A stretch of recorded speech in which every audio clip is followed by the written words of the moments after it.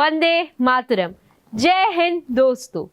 तिरंगा सिर्फ हमारी पहचान नहीं बल्कि करोड़ों सपनों, संघर्षों और बलिदानों की कहानी है। आइए आजादी की इसी सफर में एक ऐसे सवाल का सामना करते हैं जो हर भारतीय से जुड़ा है। 15 अगस्त 1947 ये महज एक तारीख नहीं है, यह एक पूरा इतिहास है। यही वो दिन था जब भारत ने सदियों की गुलामी की जंजीरों को तोड़कर एक नए सूरज का स्वागत किया। आज इस आजादी को 79 साल पूरे हो चुके हैं। इन 79 सालों में भारत ने अपनी कहानी खुद अपने हाथों से लिखी है। एक ऐसा देश जहां हर कुछ किलोमीटर पर पानी और भाषा बदल जाती है, लेकिन नागरिक के दिल में तिरंगा वही रहता है। यहाँ मंदिर की घंटी भी बजती है, मस्जिद की अजान भी गूंजती है, चर्च की प्रार्थना भी और गुरुद्वारे का शब्द भी। यही भारत है, एक देश जो सिर्फ जमीन का टुकड़ा नहीं बल्कि हजारों सालों की जीती जागती सभ्यता है। यही वो देश है जिसने दुनिया को जीरो दिया, योग दिया, आयुर्वेद दिया और लोकतंत्र को दुनिया का सबसे विशाल रूप दिया। आज 100 करोड़ से ज्यादा लोग, हजारों बोलियां, 100 से ज्यादा जीवित भाषाएं, हर रंग और हर परंपरा एक ही संविधान के नीचे खड़े हैं। इसरो आसमान नाप रहा है, भारतीय वैज्ञानिक दुनिया की बड़ी बड़ी लैब्स में रिसर्च कर रहे हैं। इसलिए जब दुनिया भारत को देखती है तो सिर्फ ताजमहल नहीं देखती, वो चंद्रयान भी देखती है, डिजिटल इंडिया भी देखती है और दुनिया का सबसे बड़ा चुनाव भी देखती है। साथ ही साथ एक ऐसा लोकतंत्र जहां हर 5 साल में सरकार बदल सकती है और जहां एक आम इंसान सत्ता से सवाल पूछ सकता है।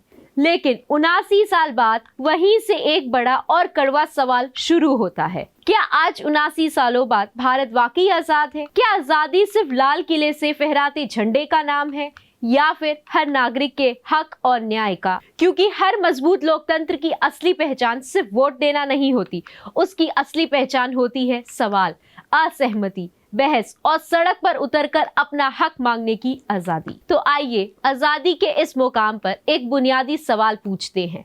क्या आजादी सिर्फ एक दिन का जश्न है या फिर हर पीढ़ी को अपने संघर्षों से उस आजादी का मतलब दोबारा समझना पड़ता है? और यही सवाल 20 जुलाई 2026 की सुबह दिल्ली के सड़कों पर गूंज उठा। सुबह का उजाला पूरी तरह फैला भी नहीं था कि जंतर मंतर पर छात्र जुटने लगे। कई तो पूरी रात खुले आसमान के नीचे डटे हुए थे। देखते ही देखते वहां हजारों का हुजूम खड़ा हो गया। गूंजते नारे, एक दूसरे का हाथ थामे, मानव श्रृंखला और जोश से भरे भाषण। सांसद चलो मार्च की शुरुआत हुई, लेकिन पुलिस ने सांसद मार्ग पर लोहे की भारी बैरिकेडिंग खड़ी कर दी। अचानक हवा में तनाव तैर गया। जैसे ही प्रदर्शनकारियों ने आगे बढ़ने की कोशिश की, पुलिस ने लाठीचार्ज कर दिया और आंसू गैस के गोले दागे। पुलिस का दावा था कि दर्जनों जवान घायल हुए और कई प्रदर्शनकारियों को हिरासत में लिया गया। वहीं छात्रों का आरोप था कि उनकी शांतिपूर्ण मार्च पर बेवजह बल प्रयोग किया गया।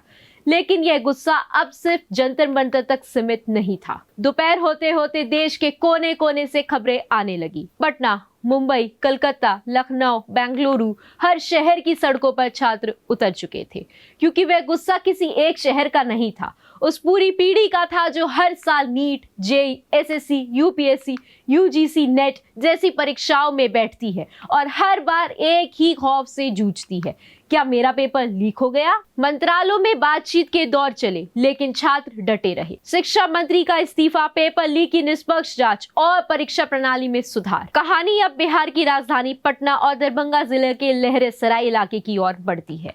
प्रदर्शन कर रहे छात्रों में गुस्सा इतना था कि विरोध का तरीका भी अलग ही दिखाई दिया। कहीं पुलिस की रस्सियों को पकड़कर छात्र टग ऑफ वॉर खेलने लगे, तो कहीं बैरिकेडिंग को खिलौना की ट्रॉली की तरह ढकेलने और घुमाते नजर आए। माहौल में तनाव भी था और विरोध का अनोखा अंदाज भी। जब पुलिस ने भीड़ को नियंत्रित करने के लिए वाटर कैनन का इस्तेमाल किया, तो कुछ छात्रों ने उसे डरने की बजाय मजाक के अंदाज में लिया। वे पानी के तेज बौछारों के बीच ही नहाने लगे और नारेबाजी जारी रखी। ये वही बिहार है जहां एक छात्र को दिल्ली जाने के लिए रात भर ट्रेन में खड़े होकर सफर करना पड़ता है, जहां एक लड़की पढ़ाई के लिए रोज मीलों साइकिल चलाती है और जब वही लड़की परीक्षा में धोखे का शिकार होती है तो उसका गुस्सा सिर्फ किसी मंत्री के खिलाफ नहीं, उस पूरी व्यवस्था के खिलाफ होता है जो उसकी मेहनत को बार बार धोखा देती है। जब एक बच्चा बैरिकेडिंग पर चढ़ता है तो वो सिर्फ लोहे की दीवार नहीं तोड़ता बल्कि सालों से चुप कराने वाले खौफ को तोड़ता है। बिहार की राजनीति में कई बड़े चेहरे आए और गए, लेकिन जब छात्र सड़कों पर उतरते हैं तो राजनीति पीछे छूट जाती है। बस एक ही सवाल बचता है, हमारे भविष्य का क्या? उधर मुंबई में मूसलाधार बारिश के बीच एक अलग ही तस्वीर बन रही थी। दादर के पास पुलिस वैन में प्रदर्शनकारी छात्रों को भरा जा रहा था। तभी रिया अहीर नाम की एक लड़की उस चलती वैन के आगे आकर खड़ी हो जाती है। काफी देर तक वह भारी बारिश में बिना हिले वहीं डटी रही। यह वीडियो जब इंटरनेट पर फैला तो लोगों ने उसकी तुलना टैंक मैन से की। बाद में रिया ने कहा, मैंने कुछ नहीं सोचा, बस लगा कि अगर सच के साथ खड़े होना है तो डर से आगे बढ़ना होगा। लेकिन सच बोलने की कीमत इतनी आसान नहीं होती। एक फौजी परिवार से आने वाली रिया को इसके बाद सोशल मीडिया पर भयानक ट्रोलिंग, भद्दे कमेंट्स का सामना करना पड़ा और आखिरकार उसे साइबर क्राइम में शिकायत दर्ज करनी पड़ी। मुंबई जैसे शहर में जहां हर रोज हजारों युवा अपने सपनों के लिए संघर्ष करते हैं, वहां जब कोई आवाज उठाता है तो उसे खामोश करने की कोशिश की जाती है। लेकिन रिया का साफ कहना था, मैं डरी नहीं और ना ही पीछे हटूंगी। इसके बाद लड़ाई दिल्ली के सबसे वीआईपी इलाके में पहुंच गई। प्रधानमंत्री आवास के बाहर राहुल गांधी, प्रियंका गांधी और अखिलेश यादव समेत तमाम विपक्षी नेता धरने पर बैठ गए। मांग साफ थी, मंत्री का इस्तीफा और लाठीचार्ज करने वालों पर कार्रवाई।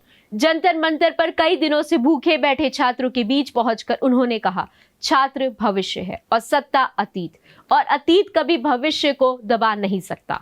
सवाल यह है कि जिस देश के छात्रों को अपनी बात मनवाने के लिए हफ्तों भूखा रहना पड़े और विपक्ष के नेताओं को लाठियां झेलनी पड़े, क्या वे वाकई संवाद की गुंजाइश बचती है? और अब हम बात करेंगे कलकत्ता की। सीलदा से धर्मतला तक छात्रों का विशाल मार्च निकला। इट्स प्लान डे पहुंचते पहुंचते माहौल गर्मा गया। पुलिस ने वाटर कैनन से पानी की बौछार छोड़ी। चारों तरफ अफरा तफरी मच गई। अगले ही दिन मुकदमे की झड़ी लगा दी गई। कई लोग गिरफ्तार हुए, दर्जनों की पहचान की गई। हैरानी की बात तो यह है कि इनमें से कई मामले तो कवरेज कर रहे पत्रकारों पर ही दर्ज कर दिए गए। कोलकाता जो अपनी वैचारिक आजादी और कल्म की ताकत के लिए जाना जाता है, वहां जब सच दिखाने वाले पत्रकारों और सवाल पूछने वाले छात्रों पर कार्रवाई होती है तो वह सवाल और गहरा हो जाता है। क्या यह लोकतंत्र की आवाज है या उसे दबाने की कोशिश? 25 जुलाई 2026 को आखिरकार लगातार बढ़ते जन दबाव और छात्रों की देशव्यापी आंदोलन के आगे केंद्र सरकार को झुकना पड़ा। केंद्र शिक्षा मंत्री धर्मेंद्र प्रधान ने अपने पद से इस्तीफा दे दिया। अपने पत्र में उन्होंने लिखा कि छात्रों के हित और कानूनी प्रक्रिया की निष्पक्षता के लिए यह पद छोड़ रहे हैं और मामले की सीबीआई जांच की बात दोहराई। इसके तुरंत बाद प्रहलाद जोशी को मंत्रालय का अतिरिक्त प्रभार सौंप दिया गया। पिछले एक दशक में यह पहला मौका था जब जन दबाव में किसी केंद्र मंत्री को अपना पद छोड़ना पड़ा। यह इस बात का सबूत था कि जब एक पूरी पीढ़ी अपने हक के लिए एकजुट होती है तो बदलाव मुमकिन है। लेकिन चेहरा बदलने से क्या पूरी व्यवस्था बदल जाएगी? नए मंत्री के सामने सवाल वही पुराने खड़े हैं। इधर सड़कों पर संग्राम छिड़ा था तो उधर संसद के भीतर बयानों के तीर चल रहे थे। प्रधानमंत्री ने संसद में अपना काम शुरू करने वाले युवाओं की तारीफ करते हुए कहा कि वे 28 साल के वास्तविक युवाओं की बात कर रहे हैं। इस बयान को छात्रों के आंदोलन पर तंज के रूप में देखा गया। वहीं विपक्ष ने पलटवार करते हुए कहा कि अगर 28 साल के युवाओं की वाकई चिंता है तो फिर देश का पढ़ा लिखा युवा सड़क पर लाठियां क्यों खा रहा है? संसद जहां देश की नीतियां बनती है, जहां नीतियां तय होती हैं, जब वही संसद सड़क पर उतरे छात्रों की बुनियादी सवाल पर चुप हो जाए तो सवाल यह उठता है कि आखिर लोकतंत्र में आम जनता की सुनवाई कहां होगी? तो क्या इसे एक अंतिम जीत मान लिया जाए? शायद नहीं। मंत्री बदल गए, नए चेहरे आ गए, सीबीआई जांच के आदेश हो गए, लेकिन सवाल आज भी वहीं खड़ा है। क्या अगली परीक्षा में फिर वही धोखेबाजी होगी? 15 अगस्त आता है, तिरंगा फहराया जाता है, लेकिन याद रखिए, आजादी सिर्फ एक दिन उत्साह मनाने का नाम नहीं है। आजादी तब जिंदा रहती है जब देश के आखिरी छात्र को भी अपनी मेहनत पर न्याय का भरोसा हो। यह एक आंदोलन का अंत नहीं है, ये महज एक मोड़ है, एक नया मोड़, एक नई शुरुआत और एक बुनियादी सवाल, क्या हम वाकई अपने हक मांगने के लिए आजाद हैं? जवाब किसी भाषण में नहीं, इस देश के युवाओं की बुलंद आवाज में छिपा है। जय हिंद, जय भारत, वंदे मातरम।